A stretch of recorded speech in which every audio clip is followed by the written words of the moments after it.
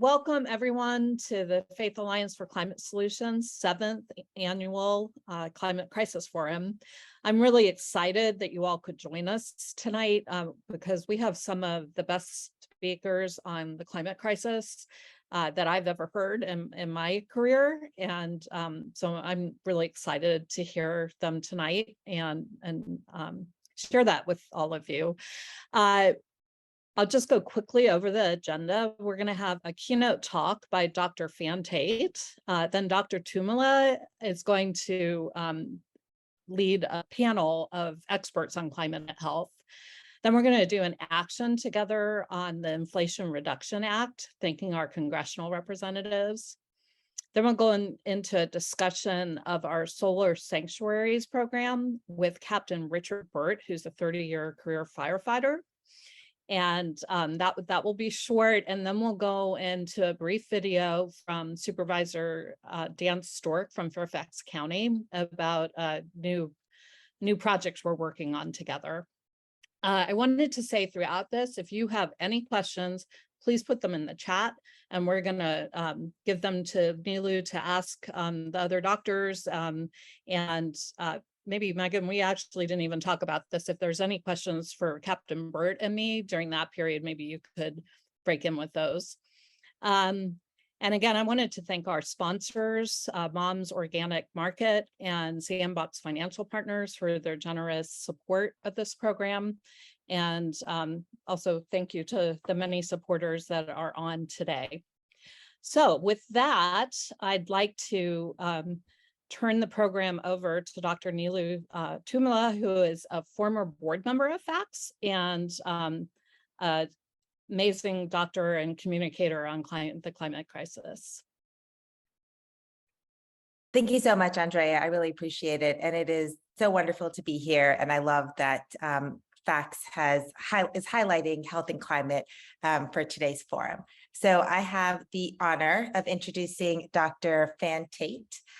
Dr. Tait is a pediatric neurologist who brings years of experience in child health and wellness, family-centered care in medical homes, children with special needs, and healthcare delivery systems.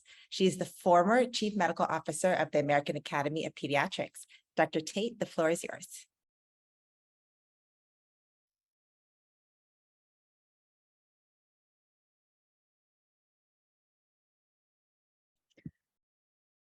Fan, you're on mute. You know, we only do this, 10 times a day. So, okay. I was unmuted, now I'm muted. Thank you. Sorry, Andrea.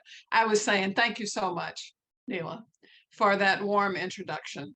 I'm so excited to be here tonight with you all to talk with you about what you all know. There's a reason you're on this call, this meeting tonight.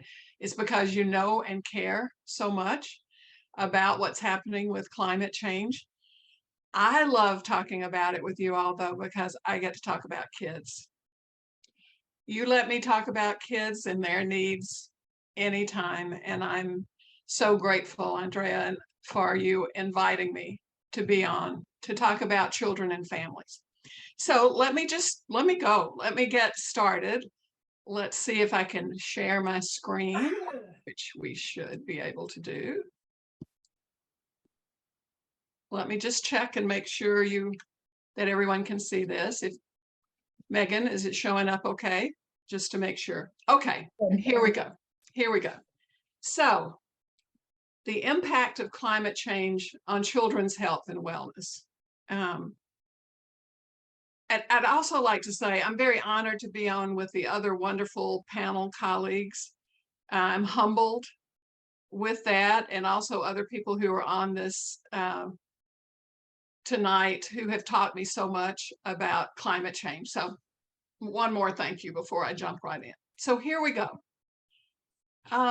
Let's look at connecting the dots between climate change solutions and child health.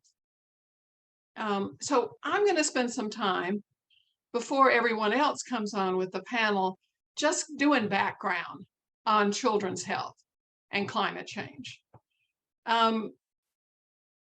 climate change, you know this, I'm sure, poses a threat to human health, wellness, and safety. But let me just tell you, children are uniquely vulnerable. And we're going to talk a little bit about why they're vulnerable, why they're more. So we talk about this all the time as pediatricians, right? Children are not just little adults. They just aren't.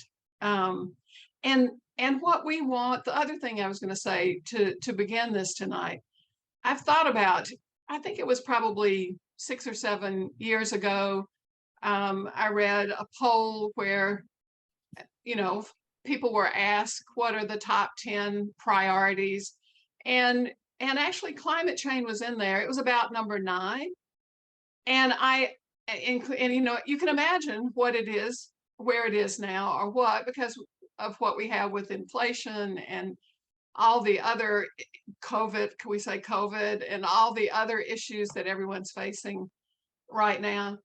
But the way I think about what we're talking about tonight is, if you're thinking about it and you're talking to other people about climate change, what I always think and say is, you know what do you want for your children and for your grandchildren?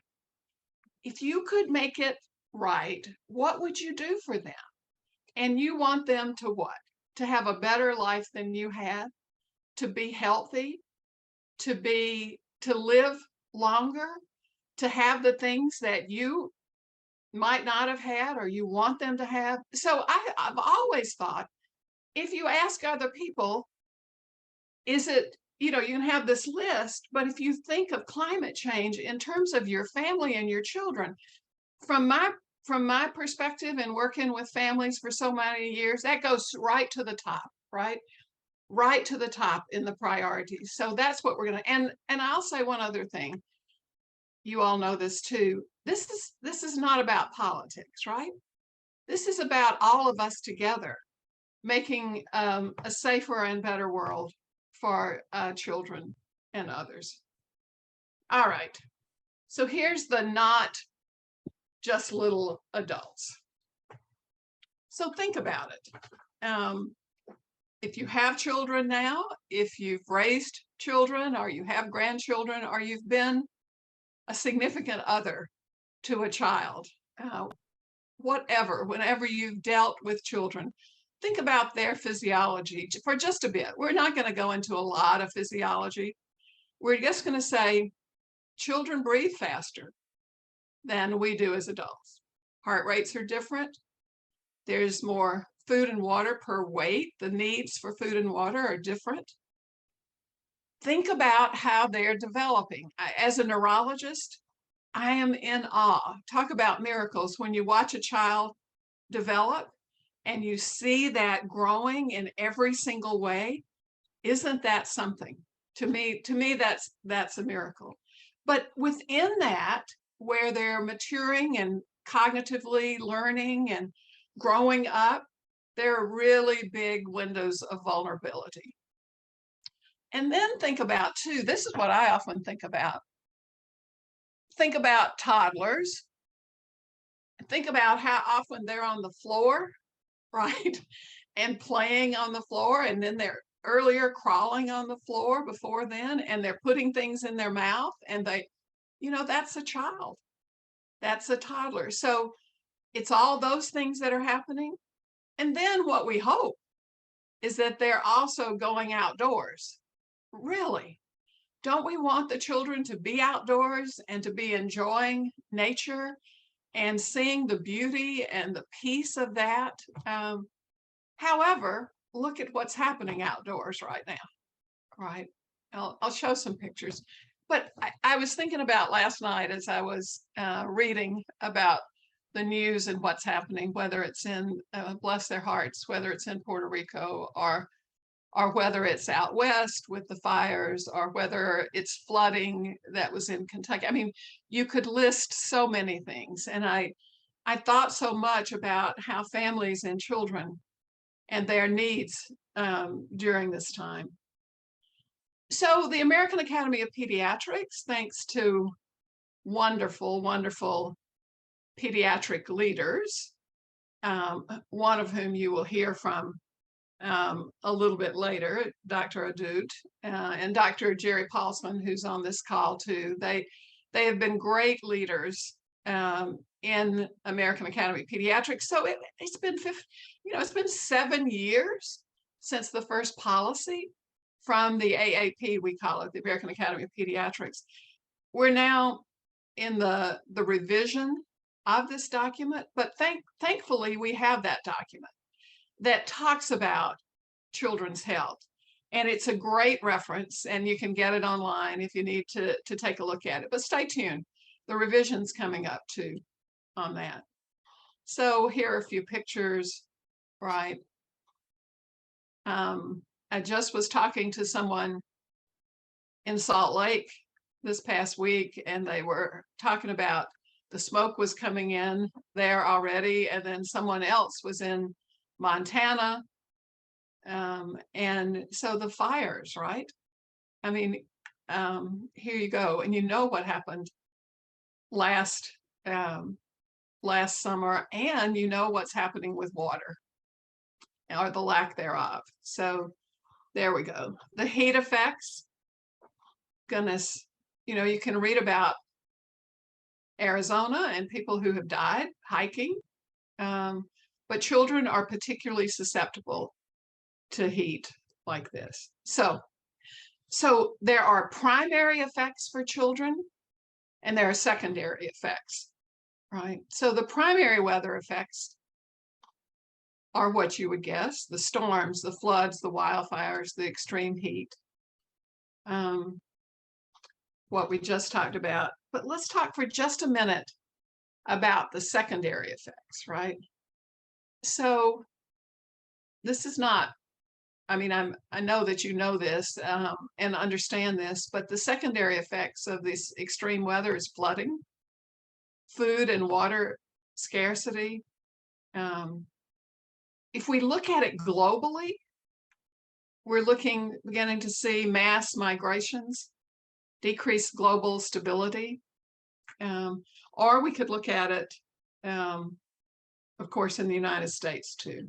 But I won't go into all the detail on that. So let's look at, just for a minute, about global, what's happening there. So this is food insecurity. This is European Environment Agency.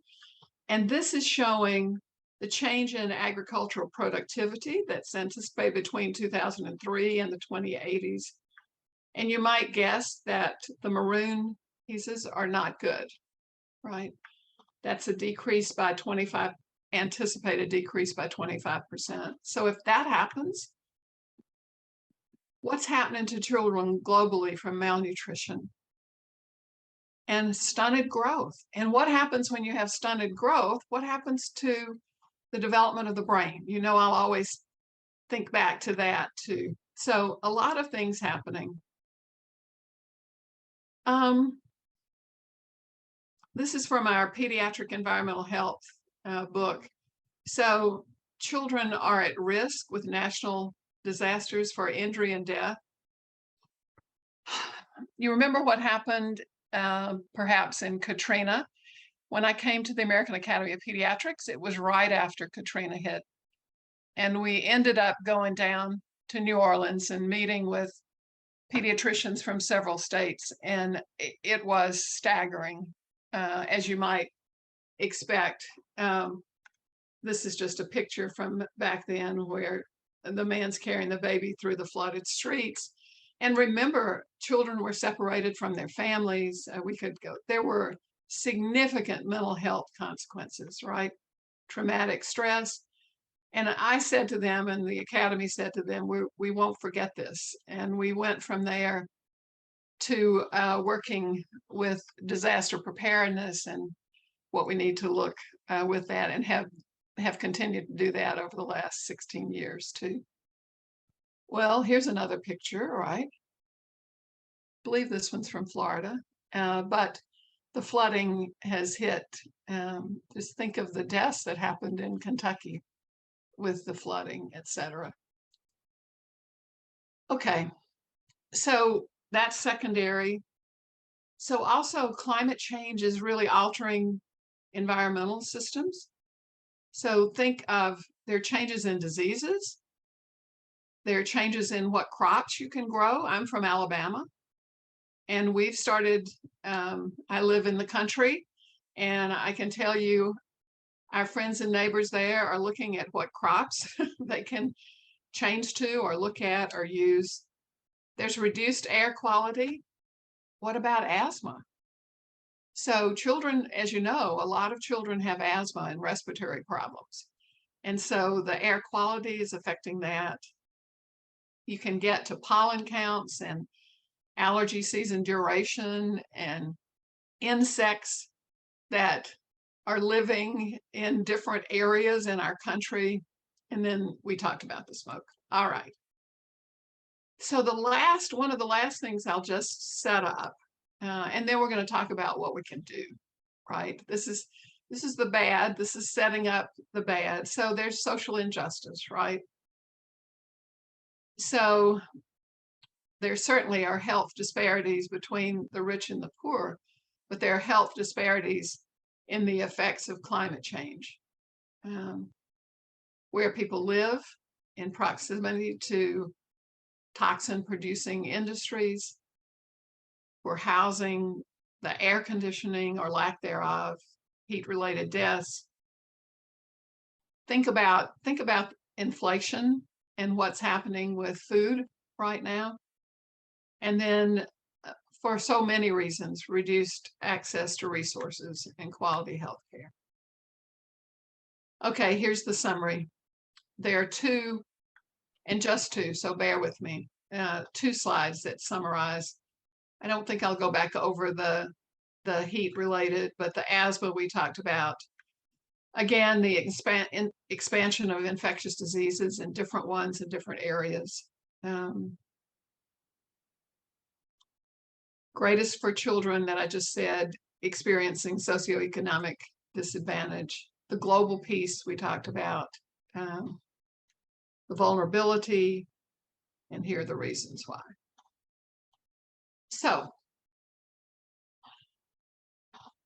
these effects on children are real, right? This climate change affects every one of us. But think about the children, and you will always hear me say, what about the children? How are they doing? What about the children? And I know you feel the same way. So the impact will increase over time if we don't do something to mitigate it, right? But impacts can be mitigated through policy and through behavior, right? And through the things that you're doing, whether it's faith-based groups or other groups, we can make a difference. You're making a difference, I'm sure. Partnerships and organizations like yours have an important role to play. So look at this for just a little bit. This is a slide that I've used when I presented in the context of COVID, but also in the context of disasters. This is actually, it's been around for a while. It's used in a training manual for mental health and human service workers in major disasters. So you can think about COVID and the last 2.5 years, but you can also think about the disasters, right?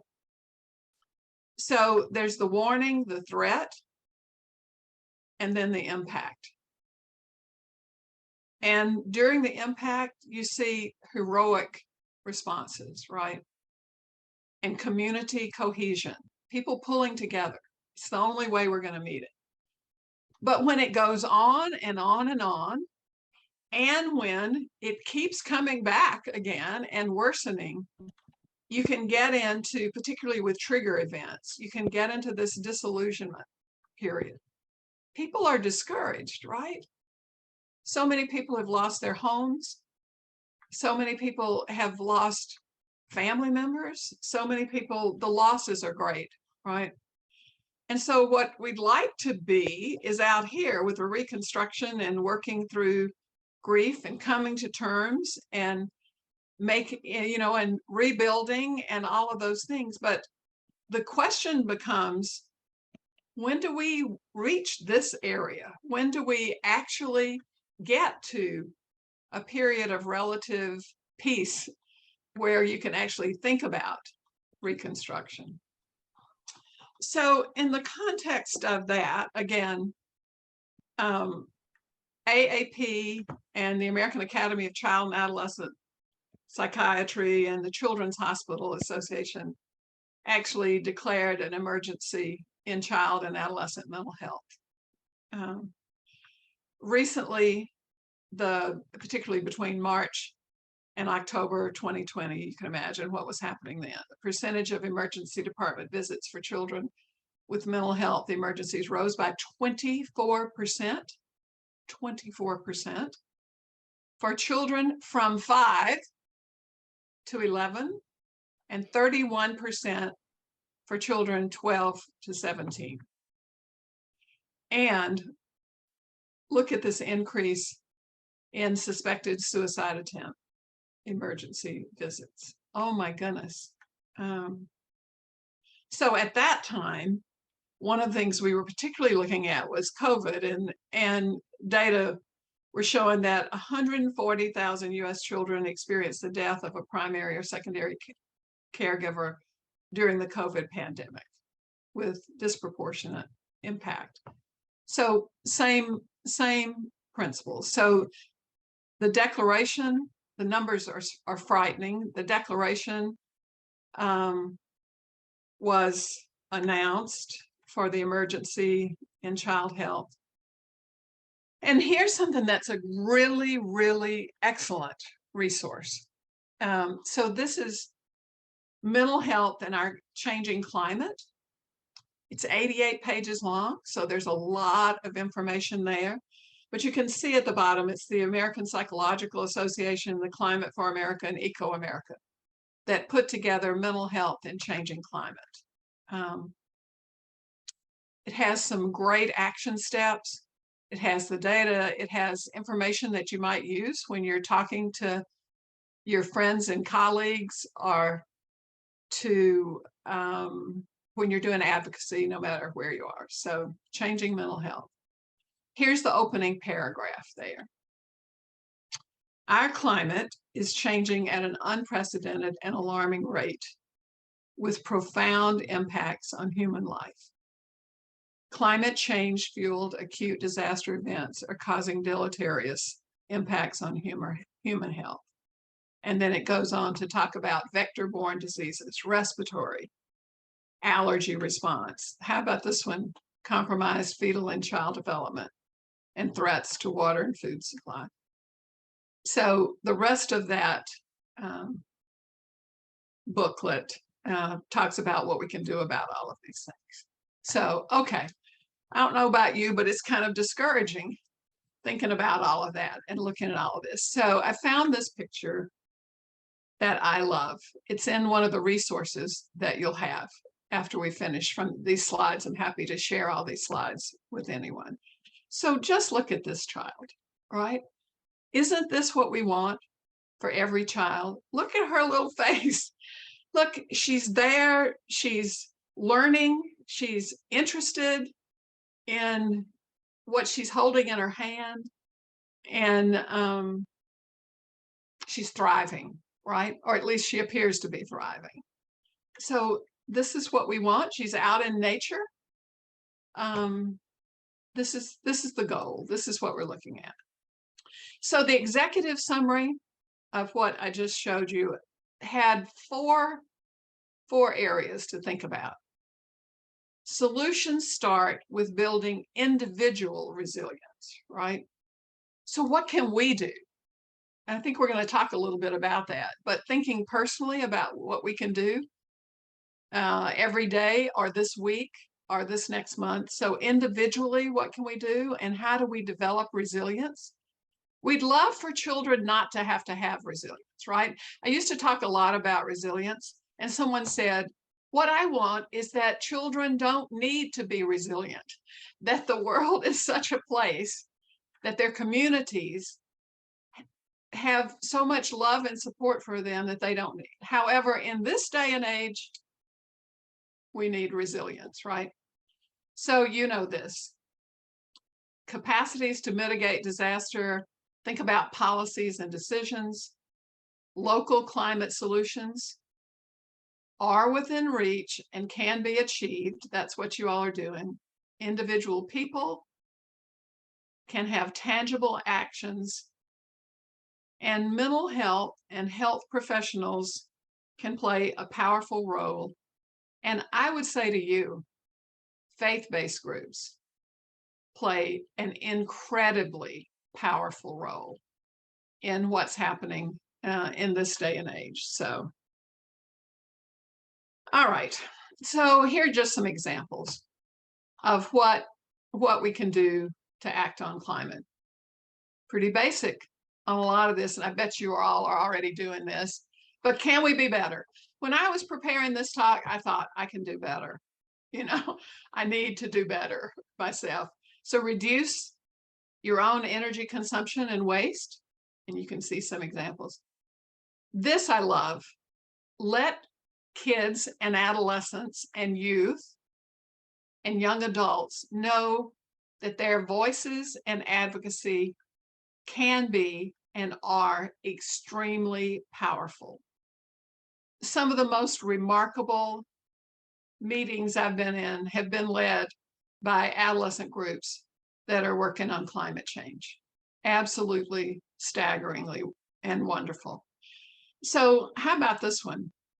Show them you care. Pretty basic. Please don't take that in an insulting way. I just think that's what we always need to do. And I know that you all do that. To me, that's what faith-based groups do.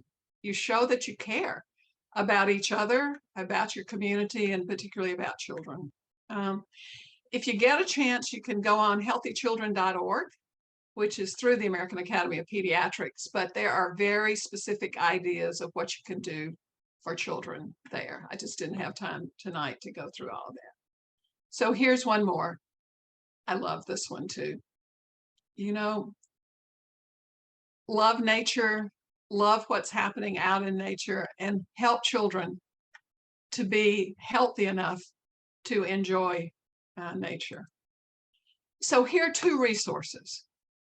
And some of the slides and some of the pictures that I've used tonight are from this toolkit. So Climate Change Communications Toolkit. Click on there. There are great things you can download. It's free to use.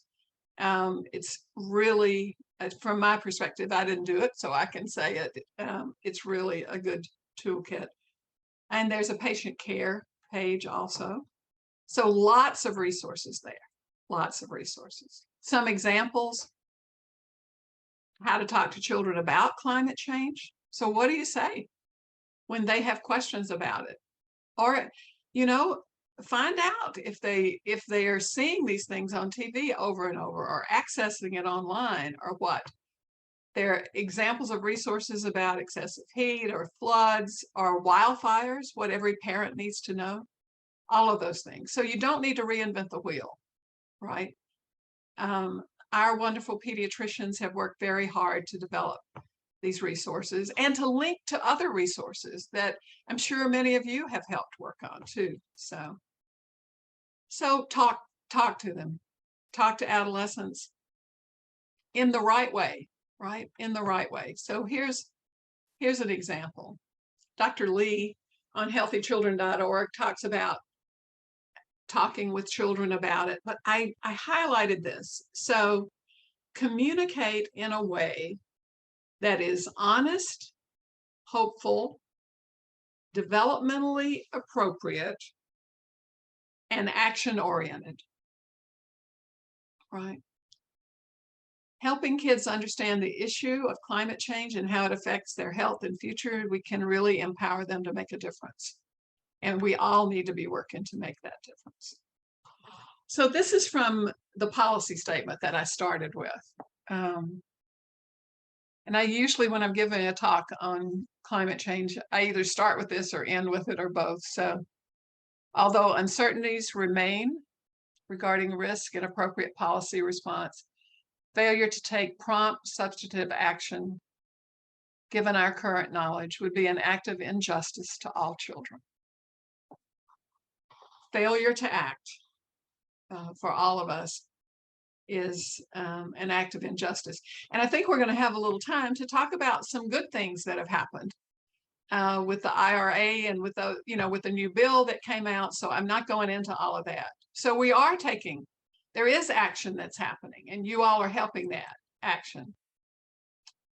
So together, we'll make a difference. And I'll end with this.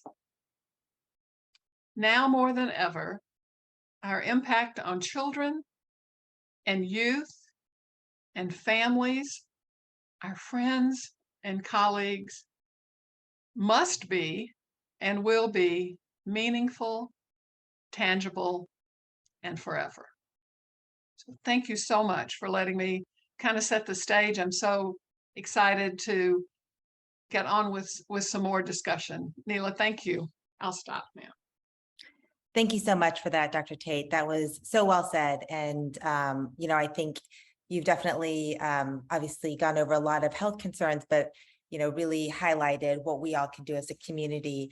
And, I think one of my favorite lines that you said is that impacts can be mitigated through policy and behavior. And I think one of the things that a lot of us in healthcare think about when we think about climate change and its impact on health is, what is the treatment? What can we do about it? And the treatment is climate action. And just by showing up today, we are all taking action because we're all showing that we care, we're educating ourselves. And, I'm so impressed by how many people are here today to be able to join in and really appreciate what is a huge health concern. So thank you for all of that, Dr. Tait. That was really well said. If anyone has any questions for Dr. Tait or any of the two panelists I'm about to introduce, please feel free to put them in the chat. And so now it is my distinct pleasure to introduce someone who has been a mentor for me, Dr. Samantha Ahdoot. She is a practicing pediatrician at Pediatric Associates at Alexandria in Virginia, and an assistant professor of medical education at the University of Virginia School of Medicine.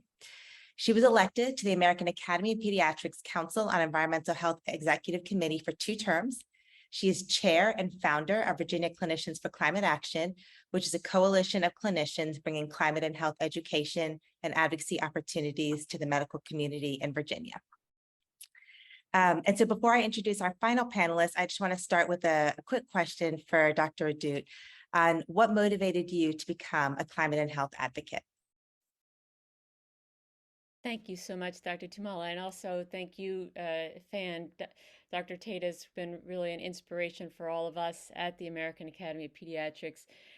And I'll say that it was actually my own baby who first got me concerned about climate change. During medical school and residency, I frankly never thought much about it. I was just thinking about passing my exams and getting through my education, and didn't really take my head much out of the limited scope of my own studies until my son was born. My son Isaac was born in 2002.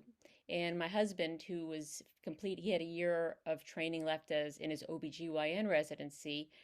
We were living in Boston at the time, and we didn't have a lot of money as residents, and we were living in a very modest apartment, and we had 1 window air conditioning unit in our bedroom. And Boston in 2002, in August, had a record heat wave. We had 8 days in a row above 90 degrees. And that was only the 4th time that had ever happened in Boston. And I had spent a lot of time in Boston as a kid visiting my mother's family. So I knew Boston pretty well, and I had no recollection of ever feeling so hot during the summer in Boston. And during those 8 days, I got sick of sitting in the bedroom on the bed with the air conditioning, but I was scared to keep my son, who's a young infant, in the hot apartment. So I ended up spending those 8 days in a Starbucks to keep him cool. And during that time, I had a lot of time to think about and read about what was happening, how it was getting warmer, not just in Boston, but all around the world. And I started to get concerned about what it meant for my young infant, for my baby, and for my patients. So I joined the American Academy of Pediatrics Council on Environmental Health, and I started reading and learning more about what climate change meant for children, and ultimately became involved with the AEP through the executive committee of the AEP's Council on Environmental Health. So that's how I got started. Thank you for sharing that story with us. I think it is one that we can kind of see where this moment was that you really appreciated the intersection of climate and health and how that intersected with you becoming a pediatrician. And you've done incredible things in this space since then. So thank you so much for joining us today. And lastly, I'm going to introduce Bobby Scott, who we're very excited to have on this panel. It is great to have some younger minds joining us today. And so Bobby is a third-year medical student at VCU School of Medicine in Richmond. He is the co-founder and the co-president of the VCU chapter of Medical Students for a Sustainable Future, which is an international student organization connected by the recognition of climate change as an urgent threat to health and social justice. So Bobby, before we go to the full panel, I want to ask, when did you start to feel compelled to speak up about the health impacts of climate change?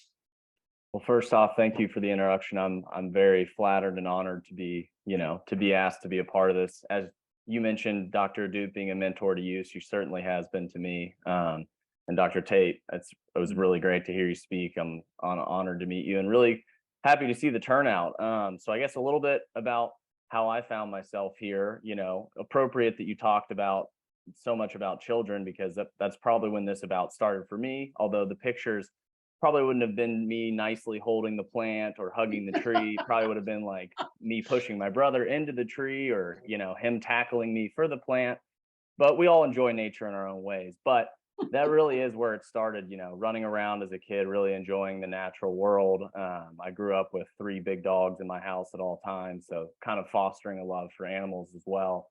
I think that kind of really planted a seed for me that maybe didn't go anywhere specific until college. I actually had the chance to go on a study abroad where the focus was all about learning about sustainability and climate change and biodiversity. So like a really unique, privileged opportunity, honestly. And then from there, I kind of had oh, wow, this is a big problem, climate change. Like this is maybe the biggest problem. However, I still then after that probably had 6 years of not taking any personal action, whether that was from, trying to just focus on finishing college and get into med school, or, just not being mature enough. And I think we can all recognize it is a pretty overwhelming problem. So kind of all that mixture finally came to an end for me about a year before I started med school at VCU. And it's when I kind of just finally had the moment of I've got to commit myself and actually really try and dig in and learn what I can about this. And, even before med school, kind of having almost a decision of feeling really strongly that I wanted to address climate change and wondering is medicine, is that where I should go? But then I started to find all the work of amazing physicians looking at the health impacts of climate change, and really kind of light bulb moment of I think this is the way to both do what I want with my life in medicine. And it really is something that needs to be looked at from a health perspective and addressed in that manner. Then I get into medical school and I start learning more about the massive health disparities and health inequities that exist in our country, all around the world. And really my motivation nowadays isn't, and maybe in deeply in there is just the love of the natural world, but really it's about the fact that, like you said, Dr. Tait, this problem really affects the most vulnerable people in our communities first, and it hits them hardest. So I think that's where my motivation stems from. I'll share a quick anecdote from I recently finished my psychiatry rotation, and I would say, nearly 50% of our discharges, obviously there's a lot of, I won't get into all the details, but basically there were a lot of patients that we unfortunately had to discharge back. They were homeless when they came in, and we weren't able to get them shelters. That's a very limited option. A lot of times the social workers are amazing at VCU, but at some point there's only so much they can do. So these are patients who are already vulnerable to all the things that come with not having a home. It's in the middle of summer. We just did our best to address their psychiatric needs, but now all we can do is send them back out there. So really for me, this kind of work and just talking about climate change and health is about let's try and get upstream and make sure if this person has to go back out on the street, that they're not facing, a completely uninhabitable environment. So I really just, I think it's, it's something that as a health provider, I just, or, future health provider, I can't ignore. For sure. Thank you so much, Bobby, for sharing your story with us and for being here today. So I was going to start with asking Dr. Ahdoot what one or two of the most pressing issues facing pediatricians today is. And we actually got a great question that I'm hoping you'll be able to focus on a little bit. The question is, it's football season in Northern Virginia. I've heard that student athletes are at increased risk from rising temperatures. Could you talk about protecting them and what schools may be doing about this issue? Yes. So student athletes are one of the high-risk groups to heat illness, amongst other active young people, including children who work in the agricultural sector and military recruits. All of those are groups of young people that are particularly vulnerable. And I will also add young infants, babies less than 1, we're also particularly concerned about when it comes to exposure to extreme heat. But amongst athletes, football players are the highest risk group. They are the highest risk athletes by quite a bit, and that's probably as a result of they're wearing more equipment. They're starting practice in the hottest time of the year. They may have been rather inactive for the previous 2 months, and then they're going out in the hottest time of the year, and they may be having 2 practices, which is not ideal. They often may be larger athletes, right? They may have a higher BMI, but they may have just be larger athletes. So these things do contribute to football players being the highest risk athletes to heat illness. And I will say that states have very varying degrees of protection for active youth. And even within a state, in Virginia, for example, youth heat protection programs vary by district, by school district. So there isn't a single statewide athlete protection policy, or wasn't, until the American Academy of Pediatrics, the Virginia chapter, worked with legislators in Virginia to develop a bill that we helped to introduce last year, which was 2022, was introduced in the General Assembly, SB 161, I believe, which directed the Virginia Department of Education to create a youth athlete heat protection program. And it passed unanimously. And that program has been developed, and I think will be getting launched soon, because Virginia, I should say, was 22nd in the country in terms of the strength of our youth protection from sudden death, including heat illness. So anyway, that for me was a very rewarding experience, and a way that we as pediatricians, working with the American Academy of Pediatrics, were able to help address the problem. That's incredible, Dr. Ahdoot. And it's also a huge reminder that protecting our patients is not just about being in the clinic room, in the exam room, the emergency department, but so much of, especially, with climate change, that so much of the protection happens through advocacy efforts. Dr. Tait, is there anything else you wanted to add about some of the challenges facing pediatricians right now in the face of climate change? Yeah, I think that, thank you. And congratulations on getting that passed in Virginia. So important. And I guess I would just reinforce what you've both said, which is you too, Bobby, the advocacy is the biggest one. That's what's so important, is to be an advocate for a child every time you see the child and the family. So we're advocates when we see them. We're advocates in the community, and we're advocates at the state level and nationally to try to get those bills passed. So I think one of the issues that it's just been so hard in the last 2.5 years with COVID and with everything going on, but I've been so impressed with pediatricians that even in the midst of all of that, they have continued. I'm looking at you, Sam. They have continued to be advocates with climate change, with all the other many issues that are facing families. And so I'm so impressed with that and so grateful for them. The other thing I was thinking when you were talking, Dr. Ahdoot, that Ahdoot, is the importance of working with schools and the importance of partnerships, right? Again, I'll say one more time, being from Alabama, we have a lot of trouble with football and heat. I can tell you that. And linking to the schools and that education piece, Sam, that you're talking about, whether it's a bill or just being there to work with the schools to educate them about that. So I think linking with partnerships in the community and pediatricians, I'm I'm a little bit prejudiced about pediatricians because I love them so much. So anyway, I would just say the partnerships as much as. May I chime in there to echo Dr. Tait's shall I say bragging about pediatricians?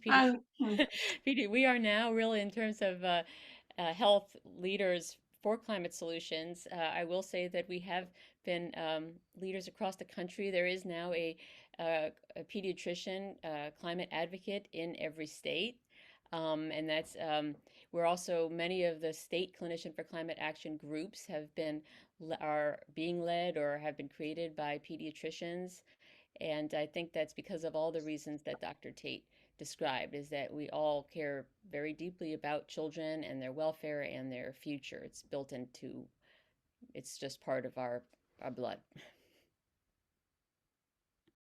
Thank you for that. And so this question is very open-ended, and it's for anyone who has some thoughts on this.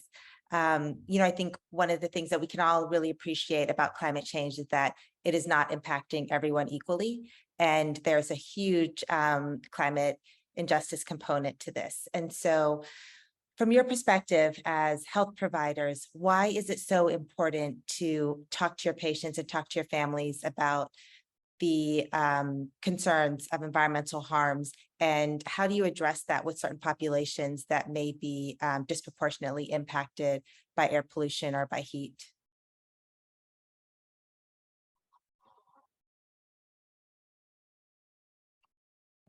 I guess I can open things up. I think I'm in a pretty unique situation here in Richmond. Well, not unique, but I guess unique in the way of there's been a lot of amazing research done here, but that research has told us that this problem is not unique to Richmond. And it's certainly a part of what continues to drive my motivation, as we spoke of earlier. And to put it in very simple terms, basically here in Richmond and a bunch of major US cities across the US, neighborhoods are not equally affected by heat. In Richmond specifically, they've found on the same exact day, at the same time, neighborhoods only a few miles apart can vary up to 10 to 15 degrees Fahrenheit in the same exact moment. So, I mean, that's the kind of difference we're talking about in like day-to-day experience, where just based on where you may live in your city, and then you pile on top some of the other factors that we've talked about, like people who can't afford to pay as much for their, air conditioning, or who may not even have air conditioning in the beginning.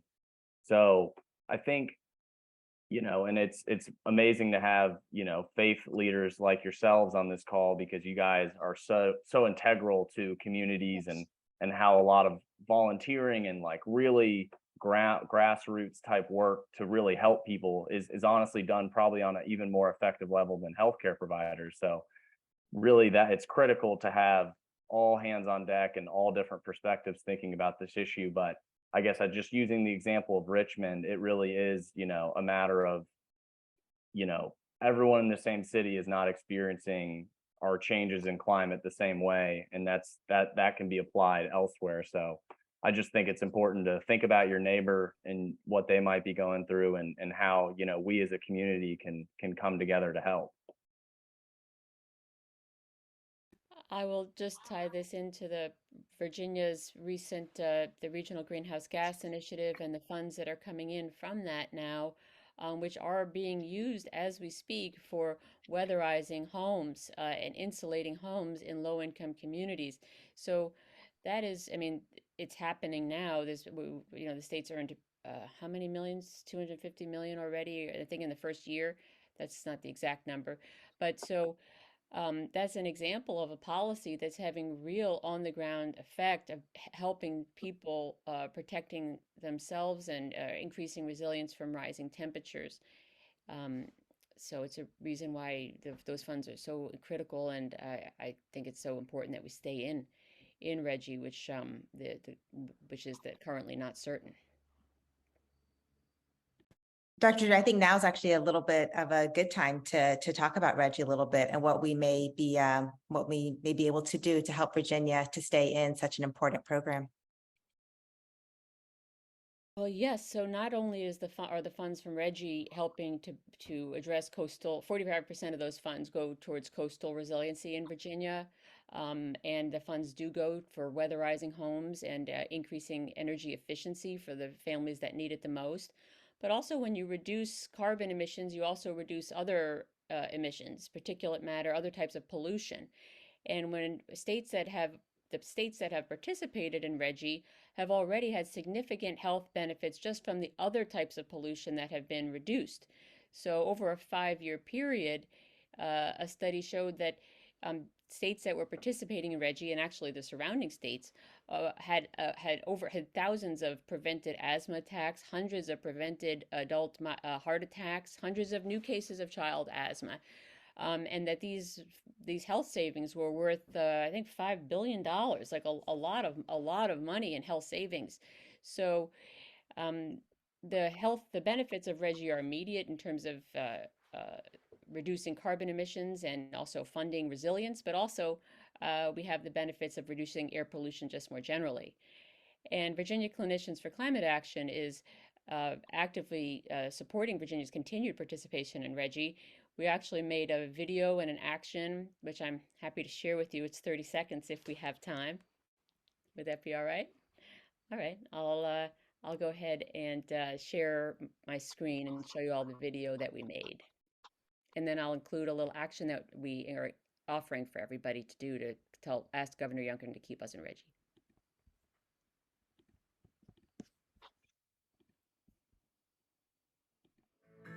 Clean air protects all of us.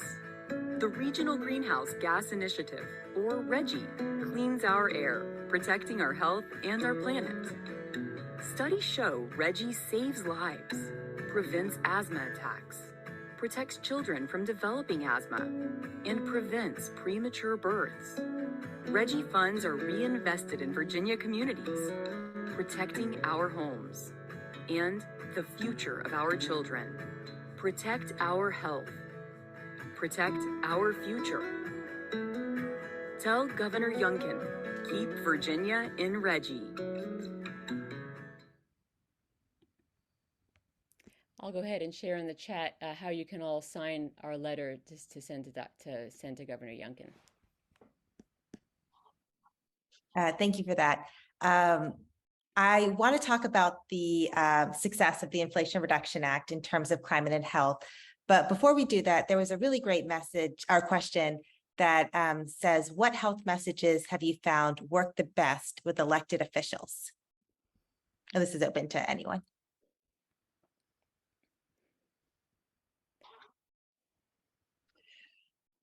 I'll just jump in just a little bit across the board. I think it's important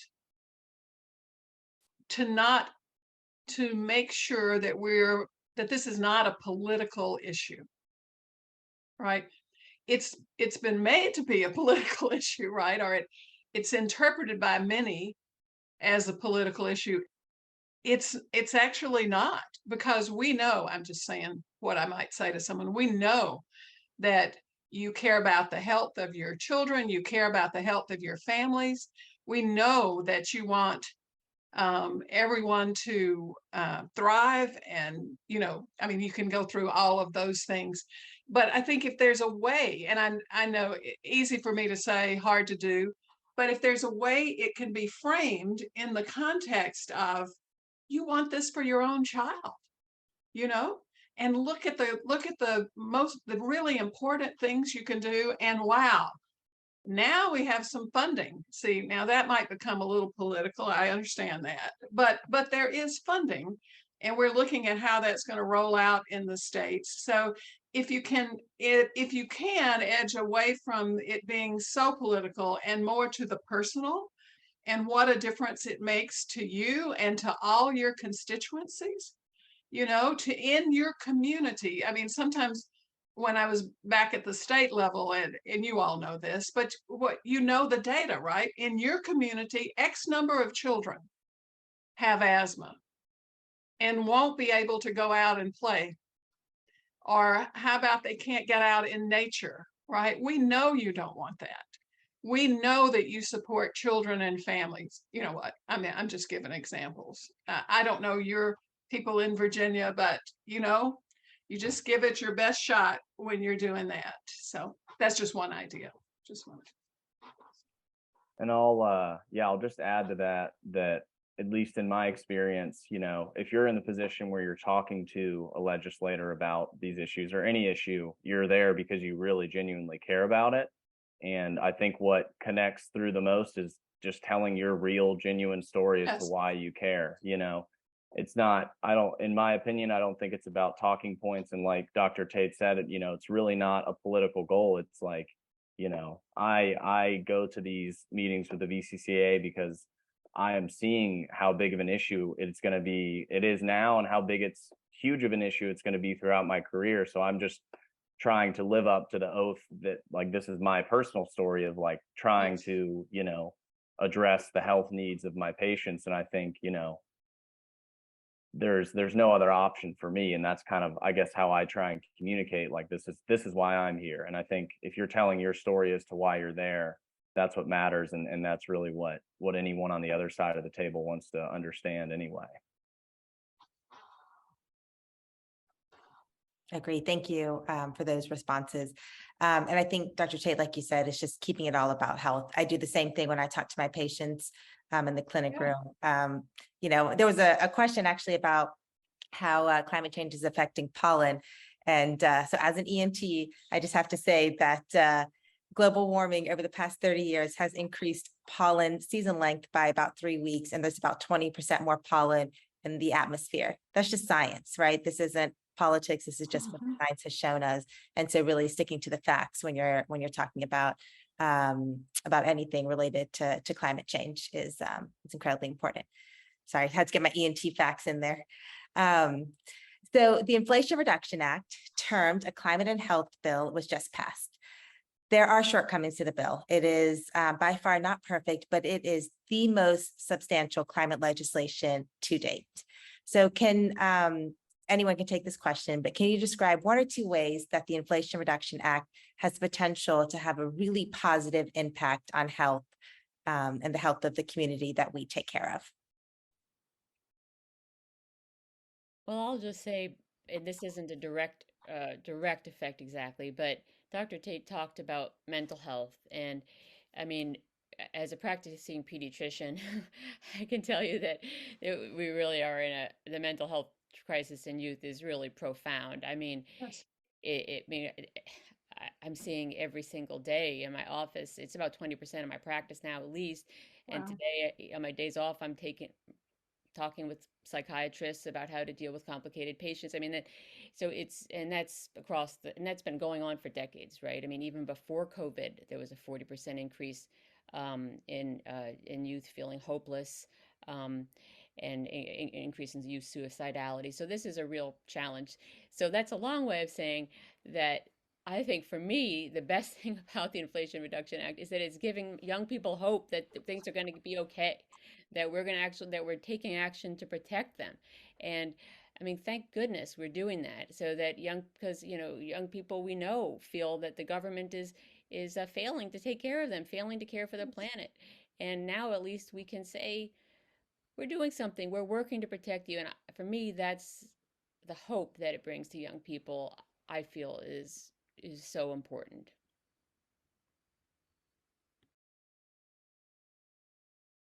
So I would absolutely agree with that. There's hope, right? There's hope for us. There was hope, I think, for all of us when it passed. And there's so much, anyway, don't let me get off on things, but there's so much going on. You just almost just cry when something really good happens. And you think that there's opportunity, and there's actually some funding, a lot of funding.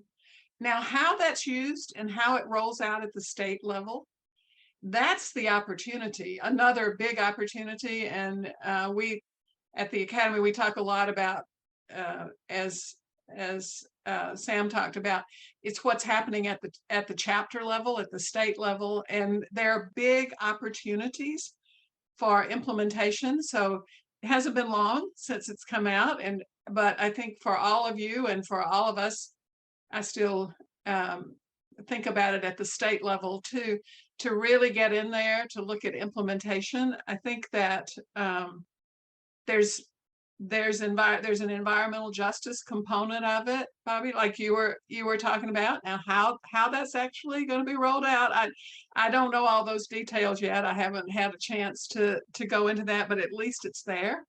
The environmental justice, everything from drought mitigation and what's happening. I mean, there's so many pieces of it, right?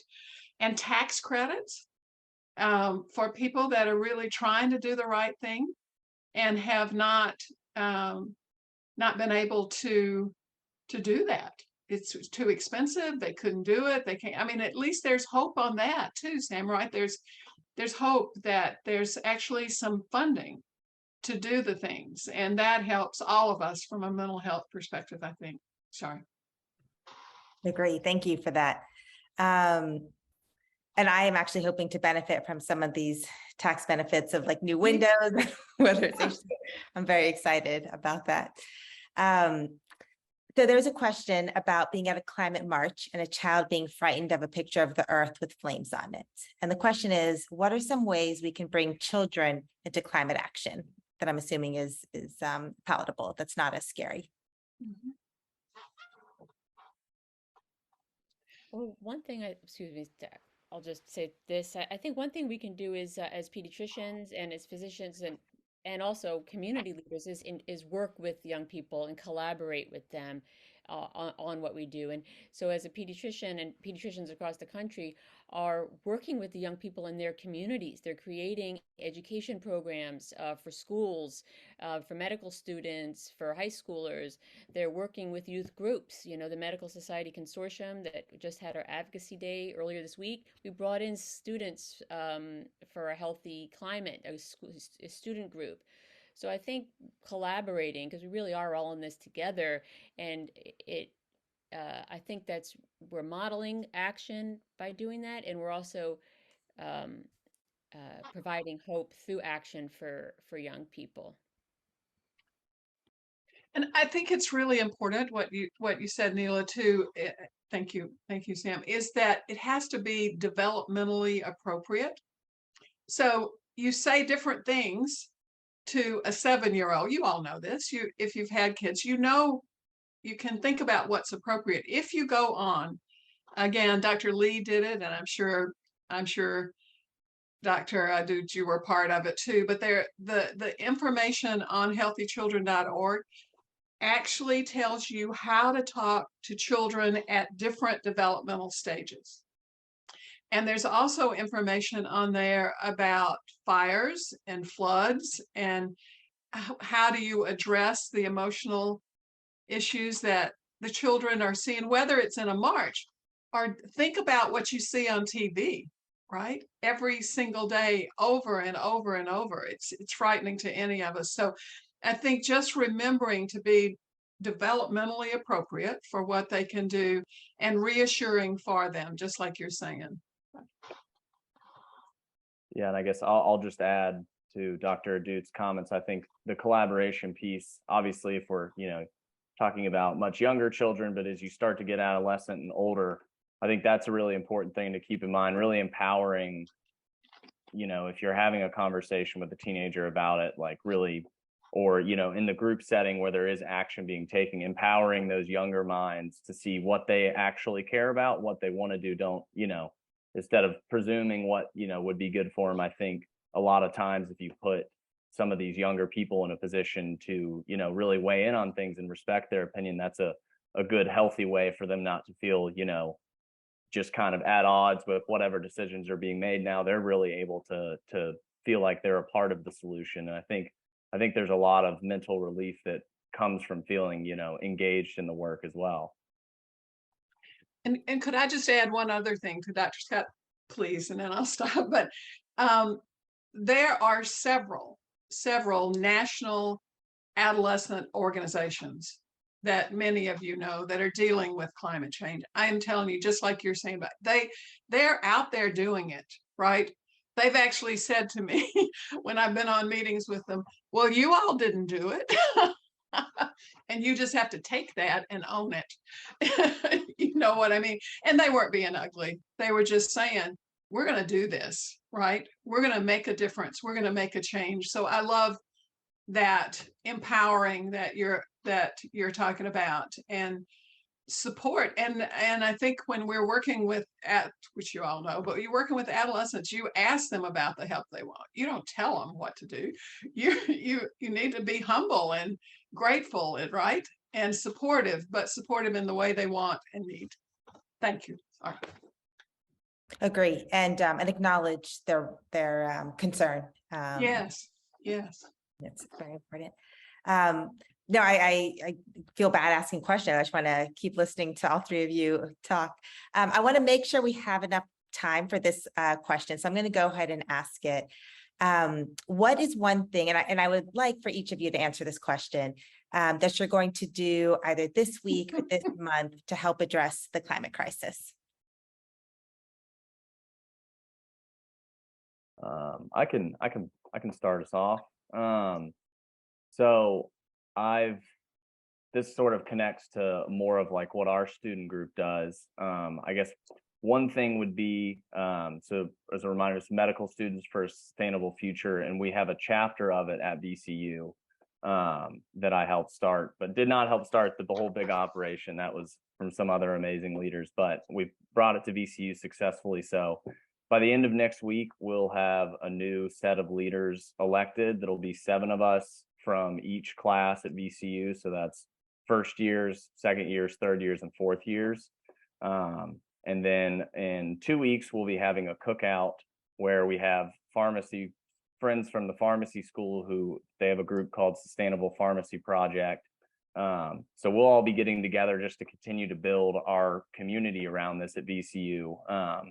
And the final piece of that would be trying to get more physicians on board, more established faculty at VCU really engaging and thinking about how is health impact, or how is climate impact health, and what can I do about it.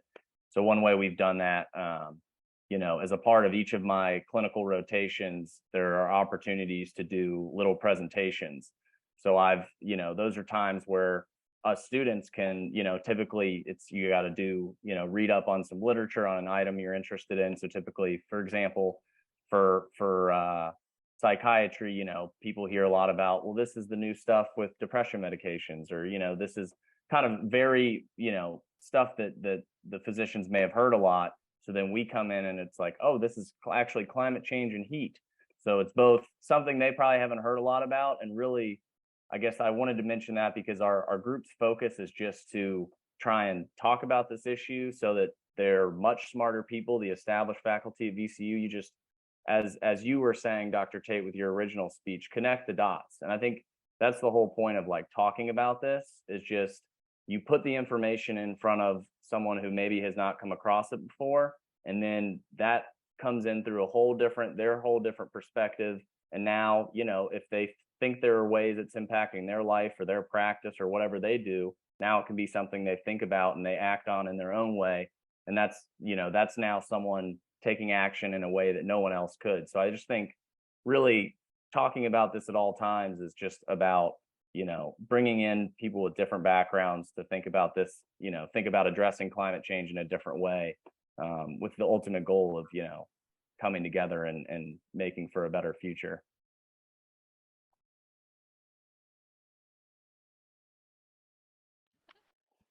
Well, I'll go. So I think what we're going to do is we're going to launch the VCCA video on Monday and share that widely. And I would say it's geared for anyone, not just for clinicians, to submit comments to the governor that we've written.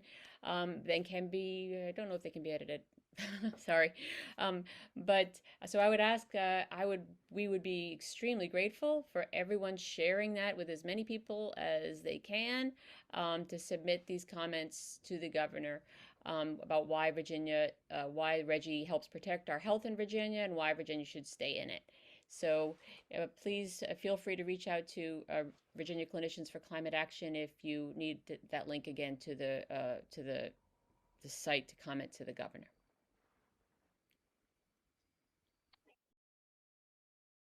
So I'm thinking about what I can do next week. I love that question. I mean, when you're teaching kids or working with kids, don't you say that? Now, what are you going to do next week? And I thought, okay, I've asked that a lot of times, and now I have to say it to you all. So I think, you know what, I could look at things from the national perspective, from the state perspective, and from the community perspective. And so from a national perspective, I'm going to look in more detail. I need to really get into the IRA, and see what's in there and we know what's in there. We have our advocates in DC that have put out information on that. But personally, I need to do more studying on that. So I'm committing to taking a harder look at that. But the other thing is I'm pretty seasoned here and retired, just recently retired. And I thought, you know what, next week, I'm going to see I've been, I've looked at it a lot from a national perspective, but I need to look at it from my community. So I'm going to find out in my community. I have more time. I would love to be more involved. I want to know what's going on in my county. That's that. And that includes faith-based groups and what's happening and what are the schools doing. And I haven't had the opportunity to do that. And I'm not done advocating for children. If you're retired, you never forget that or stop doing that. So there you go, Neelu. I'm committing to look at that in more detail. No, that's great. Thank you. And actually, one of the questions was about how can faith-based communities sort of be involved in these health efforts? I don't know if anyone has anything else to add to that, but I think a part of it is looking local and working together. Yeah. All right. Why don't we do 30-second final thoughts from each of you, and then I'm going to hand this over to Andrea for the next part of the Climate Crisis Forum. Oh, actually, before we do that, I think I should also answer this question, only because I think what I'm going to do next week is, Dr. Tait, I'm actually from Northeast Alabama and from Gadsden. And yes. I am going to send you an email and see if we can collaborate on some writings and some education opportunities in Alabama. I would love it. Yes. So just sort of always thinking about how can we educate communities that we're a part of and that we're from different perspectives. Thank you. Thank you. All right. Of course. Bobby, you want to 30-second final parting messages? Sure. Yeah. I guess just want to emphasize the role that faith-based groups, churches all play in communities as just a true place where the community exists, and it's the real backbone of a lot of communities. So I think just continue supporting your neighbors in that way. And I guess the takeaway would be, if you start to see something that seems like maybe it's a downstream result of climate change, or just continue doing the great work you're doing. And when it seems like there is something that can be addressed from this sort of climate perspective, consider, bringing that into the amazing work you already do. And if it ain't broke, don't fix it. You're amazing, parts of a community. Sometimes it's just pointing what you do well in a certain direction. So I think just continuing to be who you are. Thanks for that, Bobby. Sam? Yeah, just looking at the folks who are, on the pictures here, the attendees, and thinking about the years that I've collaborated with FACS and how I think everyone on this call has felt for years kind of this really heavy burden of almost having to do it each by ourselves. Like, it didn't seem like anything was getting better, but everybody here just kept showing up and kept on working and trying to move things and speaking with legislators and collaborating together and through our churches. And now look, and faith and faith institutions, and now things are getting better. It's actually changing, and it really is because of the work of everybody on this call and all the work that's been done over the past few years. So I would just say it's a good day to recognize that we are making a difference, and everyone on this call is making a difference, and not by accident, because of the work that's been done. Yeah. So I'll just say amen to what's been said. How about that?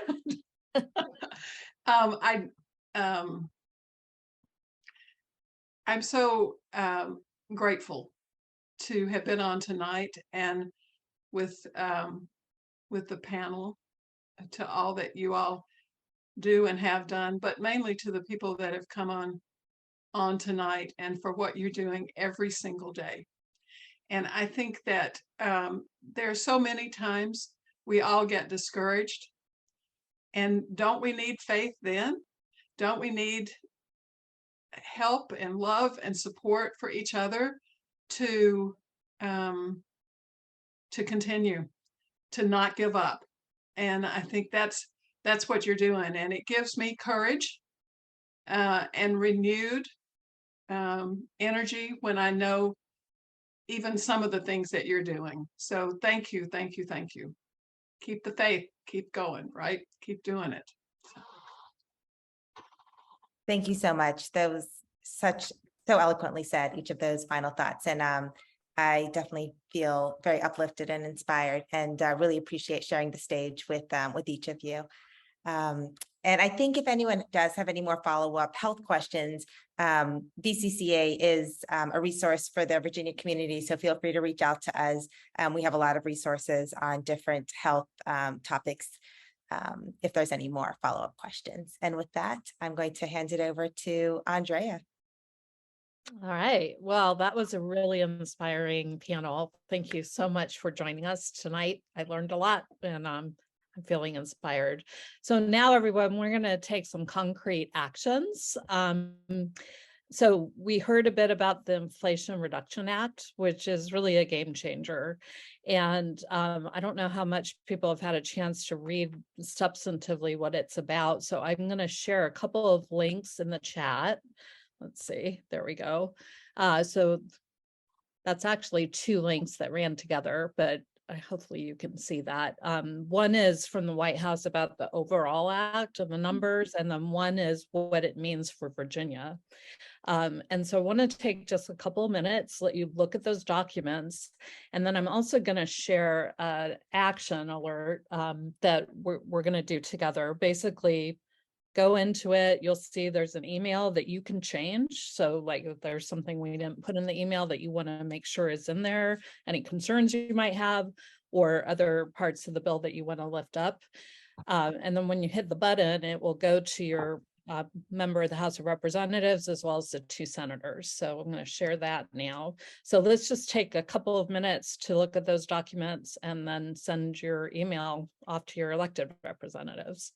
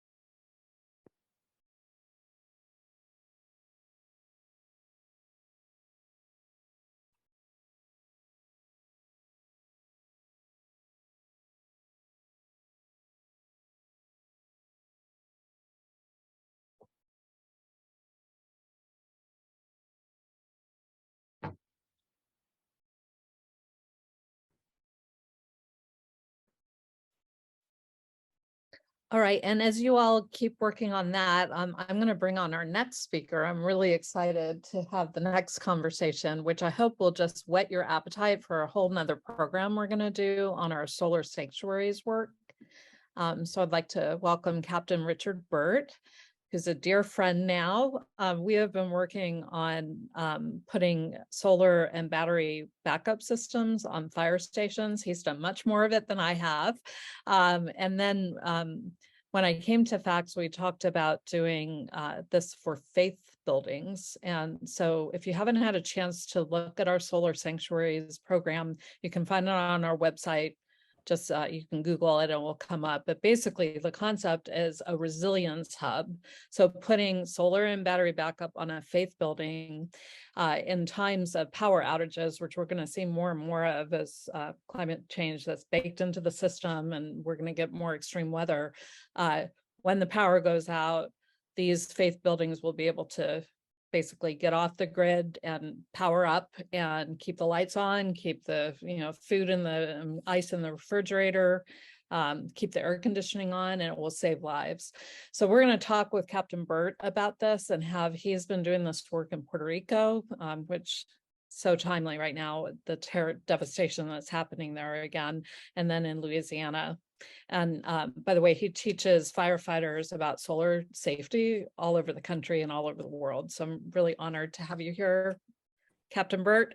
And can you tell us about what solar sanctuaries means? Right. So thank you very much for having me on. And like I said, we've been working together on this. And basically, my history, my background is firefighter, paramedic, and I worked for 30 years as a firefighter, but I lived off renewables. I lived off grid for 15 years in the Nevada mountains. So I'm very, very familiar with solar and batteries, no grid electricity. So I understand the resiliency. And listening to the panel and talking about pediatrics. So I'm going to give you like at the ground level, they give you a 30,000 foot level, which is brilliant because we have to start there. But I'm just going to give you the ground level of my experiences. And what I'm looking at is because of climate crisis and what's happening in storms and fires and everything else that's going on, vulnerable communities are being hit by these storms, and the loss of an electron, not the loss of a community in Puerto Rico. It wasn't the loss of the community. It wasn't a loss of medical direct treatment. It was a loss of an electricity that caused the death, which is a huge for us to understand that. So when you start connecting the dots by looking at communities that lose electricity, what happens then is because of climate change, there is a cycle, and it's just going to keep going, where we're using polluting generators, the worst thing ever, because we have a electricity outage because a storm happened. We have to break that cycle. It's like drinking dirty water and typhoid and everything else. We have to break the cycle somewhere. And so with renewable energy, we got a chance to break that cycle, not just in the long term, but in the short term and right there on the ground. And I concentrated on basically fire stations and emergency operations. But when I went from Puerto Rico and put fire stations with solar and batteries and realized the resiliency hub that I built for civilians to go to, for EMS workers, for firefighters to be able to respond was absolutely brilliant. But what happened was when Ida hit Louisiana, I got a complete paradigm shift. I went from emergency management with emergency centers for people using the existing fire stations to watching renewable energy being put on faith-based organizations. And it blew me away. That's why I'm sitting here talking to you. From the boots on the ground, I watched it go from emergency management to faith-based, and basically it took it to another level. And when I say that is when we put renewable energies in the area in Homer County where a Cat 4 sat for 2 days and destroyed that area. And it looked like I was there literally 4 days afterwards, and it looked like a nuclear device had gone off. Basically, what I was looking at was the devastation level was so severe, but what was happening in the faith-based communities, I had half a church missing. But the other half of the church was serving the whole community. But they were having trouble getting fuel. They had generators.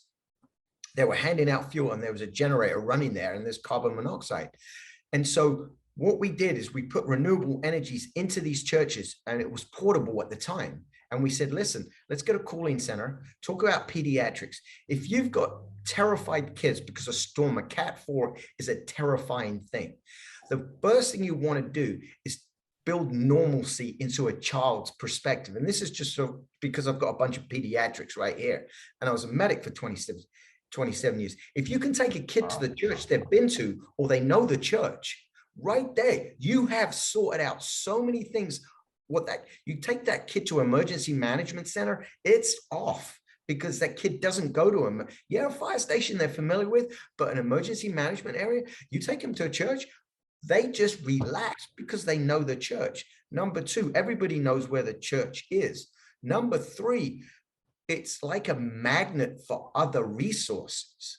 So what we did is we put solar and batteries in a church, and we watched it grow from there, because the community, I usually have to find volunteers at an emergency management center, because everybody's out saving your life, right? Saving people's lives. But at the church, I had volunteers everywhere. We did food distribution.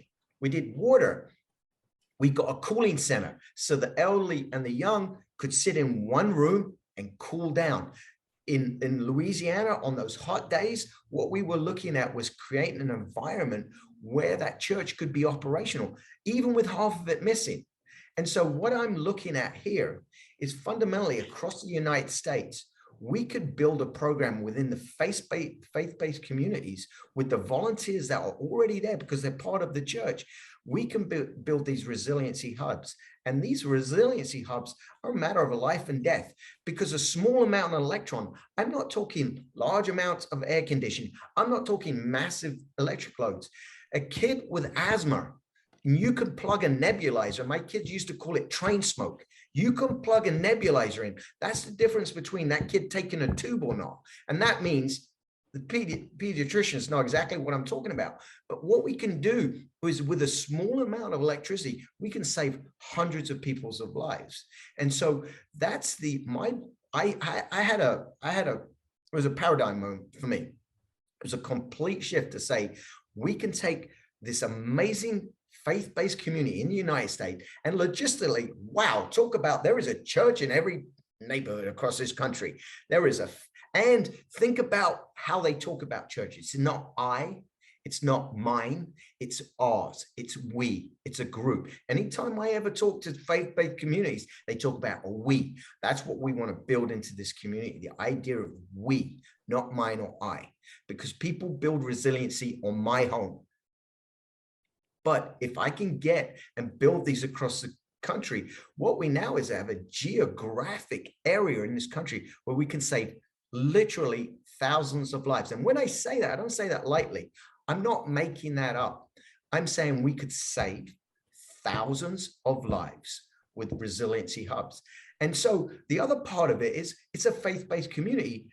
What we've done with this bill that's just passed, what we've done with renewable energy, is basically being able to make it not a strain on that community either. So I'm not saying you've got to raise a bunch of money, it's going to be a huge financial burden for you to do this. I'm saying it actually could be financially beneficial for the church, because of the way electrons are used and the way the grid needs storage. Everything works towards our favor.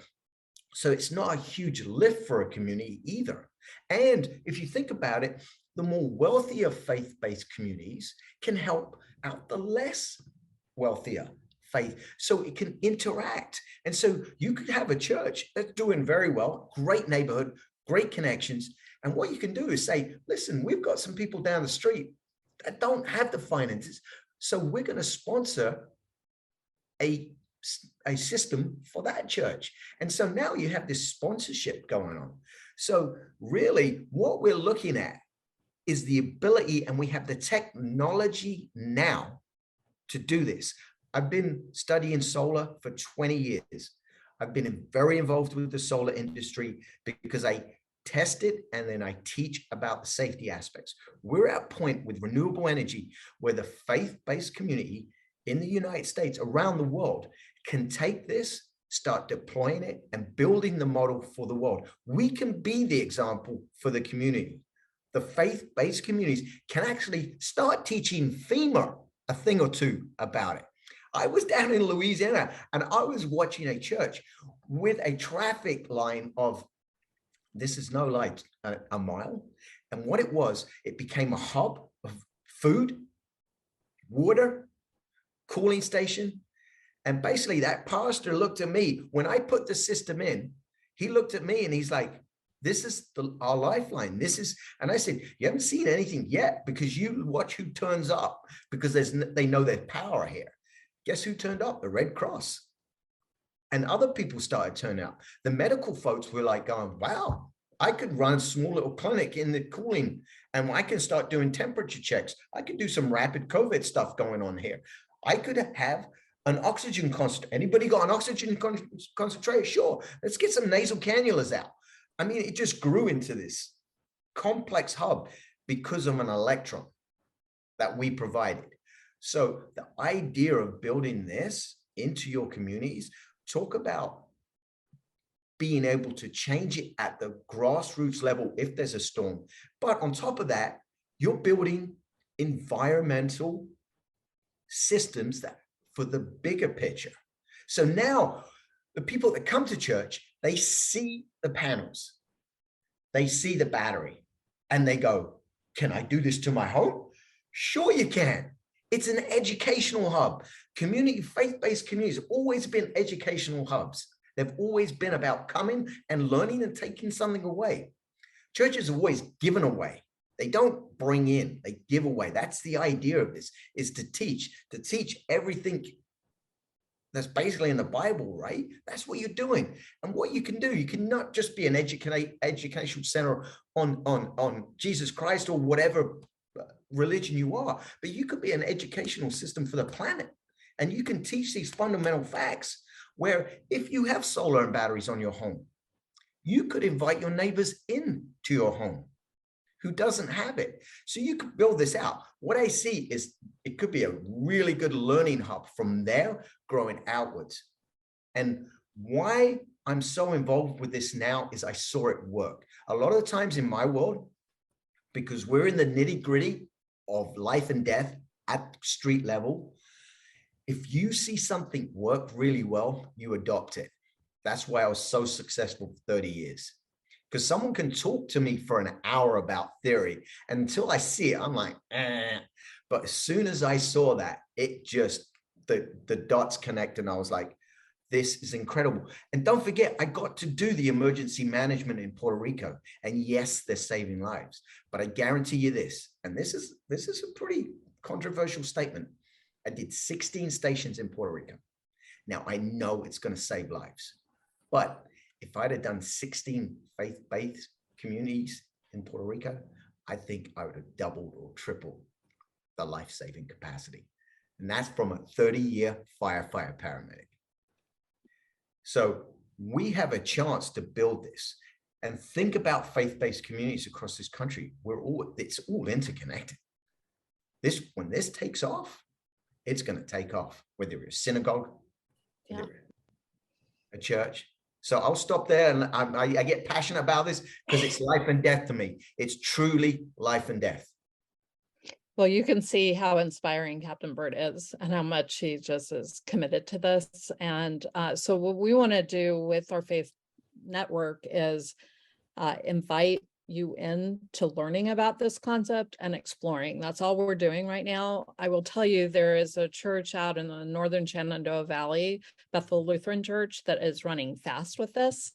And so we're going to do another event, maybe later this year, maybe early next year, with Captain Burt and with members from the different faith communities that are starting to explore this. And so you can hear directly from them what it's been like.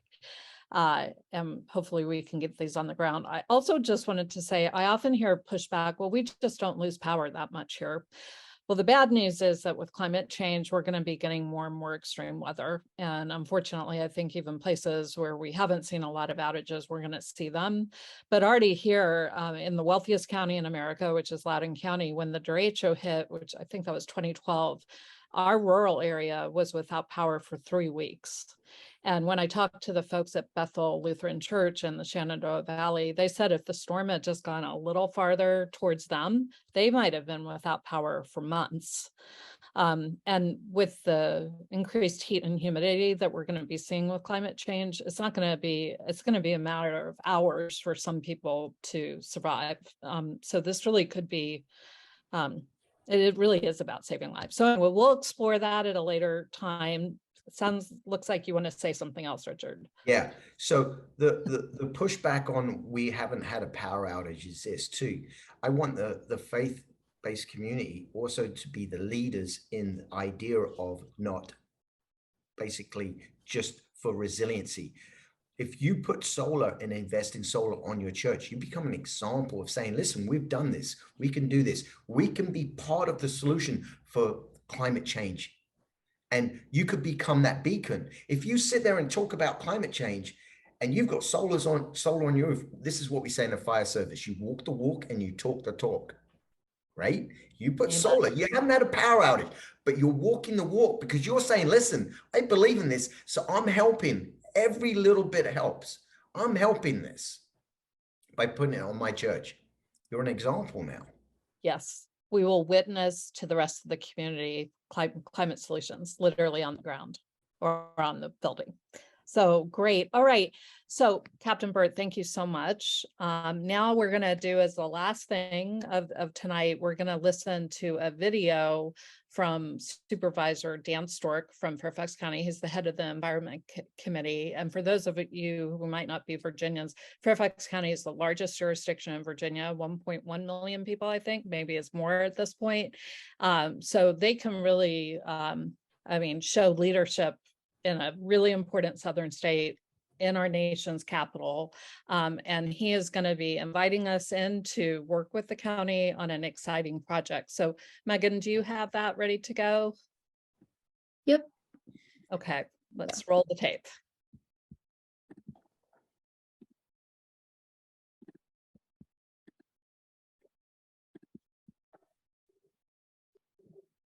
Hi, I'm Dan Stork. I'm the Mount Vernon District Supervisor on the Fairfax County Board of Supervisors and the Environmental Committee Chair.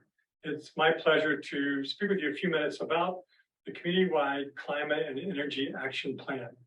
This CCAP is a critical part of what the county is getting ready to implement this fall and really throughout 2023. And we need your help.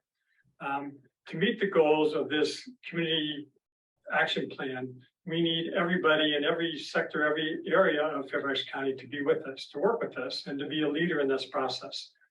We fortunately have been able to partner with the faith community and climate action folks, as well as working with you to engage us in putting together an organization and an action group that's willing to move some of these climate action improvements forward. We found Faith Alliance to be a great leadership organization. They've been very action oriented.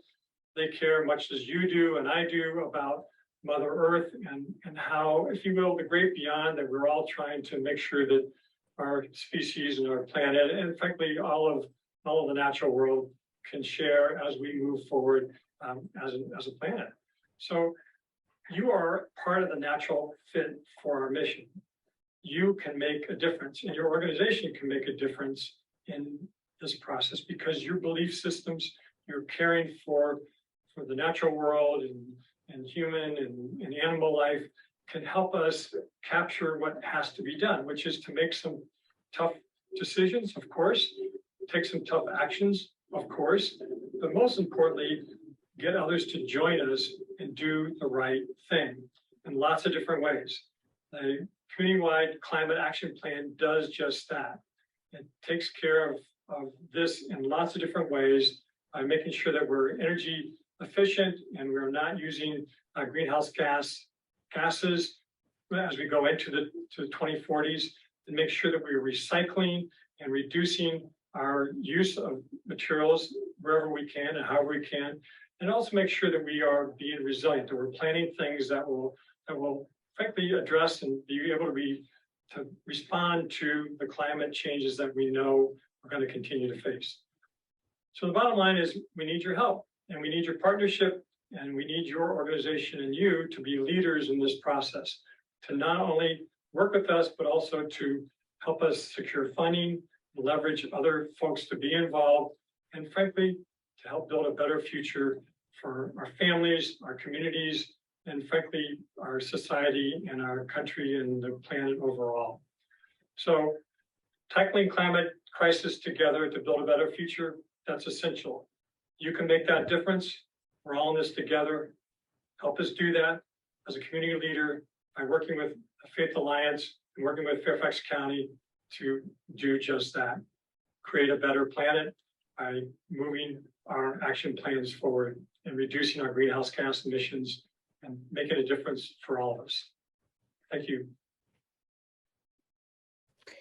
So over the next couple of years, we're going to be partnering with Fairfax County to implement the community-wide energy and climate action plan. And we're going to be doing a series of presentations coming up, which we'll invite you to. And we hope you can invite the green teams from your church or mosque or synagogue. And we can all work together on things like doing solar sanctuaries, maybe getting the gas stove in the kitchen, changed to electric or an induction stove, getting native plants and more trees planted, on the grass on our lands. So there's all kinds of ways we'll be able to implement this climate action plan together and also share our wisdom with each other. So we're really looking forward to telling you more about this project. And right now, hopefully this just whetted your appetite and there's much more to come. So thank you for coming tonight to our 7th Climate Crisis Forum. And I hope it's been a good evening for you. And you are what makes facts possible. And thank you for coming tonight and for all you do to make our world a better place for our children and for us today. Thank you so much.